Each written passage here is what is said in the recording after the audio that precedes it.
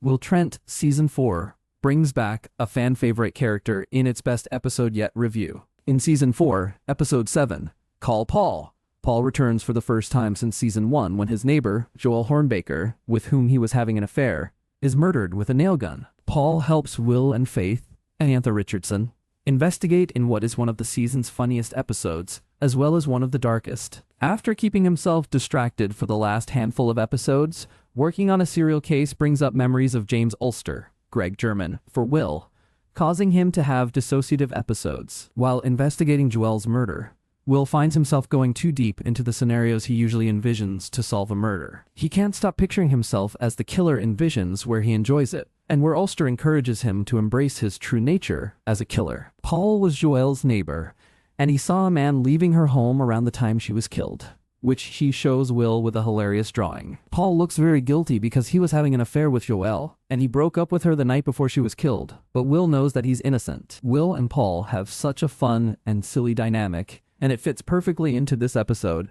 especially in contrast to Will's much darker internal struggle. The GBI figures out that the nail gun that killed Joelle belonged to a man who was previously brutally murdered with a baseball bat, and clearly by someone he knew. Will goes deep into a vision to investigate these two murders, but it takes a major toll on him as he starts to feel too closely aligned to the killers. Will is able to figure out that both victims were killed by a team of two killers. A well-meaning but misguided Paul makes an advertisement through his business to search for the killer, but this just makes him a target, and the killer tries to shoot him.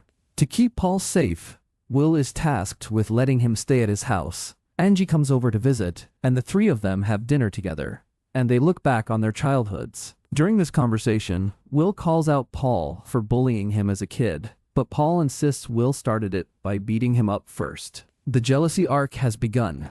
Will is called in for another case in the middle of the night while he's having more intrusive, violent visions. Will realizes that this case is the first victim of these killers, who was murdered with his own hedge clippers. Will gets stuck in a violent dissociative episode where he almost attacks Paul with the hedge clippers, thinking he's Ulster. Paul handles this really well and is able to calm Will down with help from Betty, Bluebell. Will's next clue makes him realize that all of the victims were using jugs of water from the same company.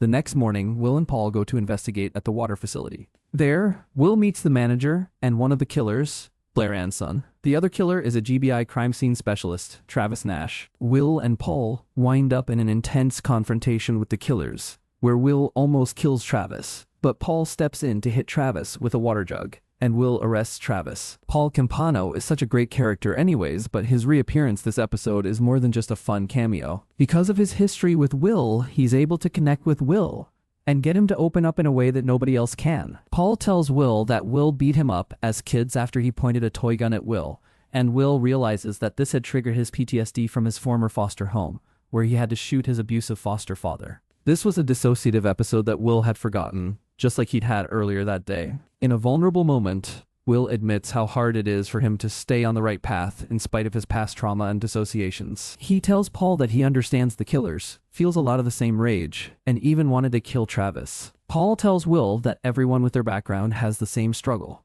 and that Will is choosing to use his pain for good. Paul encourages Will to keep fighting it and doing the work anyway, even though he acknowledges how much of a toll this takes on Will. Angie, Ormwood, Jake McLaughlin, and Franklin, Kevin Daniels, investigate the suspicious death of a driver who got into an accident, left his car, and then had an allergic reaction after being pepper sprayed. All the while, Ormwood and Franklin are stressing about the upcoming department softball game because they'll have to replace Angie this year because she's pregnant. They soon figure out that the driver, Ben, was on FaceTime with his girlfriend, Luna, while driving. Because Ben wasn't paying attention, he hit a skunk with his car, and it was a pet skunk belonging to a woman who calls herself the Skunk Mother online. The APD brings the Skunk Mother in for an interrogation, and she admits that she broke Ben's windshield with a rock after he hit her skunk with his car, and then he started angrily coming at her, so she pepper sprayed him. Angie and Franklin realize that the Skunk Mother didn't kill Ben, and that Luna's story doesn't add up. Angie and Franklin bring Luna in, where she admits that she came to the scene of Ben's death and saw him having an allergic reaction. Instead of helping him, she killed him while he was having a reaction, because he was planning to leave her for someone else. The storyline ends well for everyone, with Luna getting arrested, the Skunk Mother bringing her healing skunk to the APD with thank you cookies, and Ormwood and Franklin finding Angie's softball replacement in a new rookie named Sam Atkins. Will Trent airs Tuesdays at 8 p.m. EST on ABC. The best episode so far in an already strong season, with both comedy and a serious character study.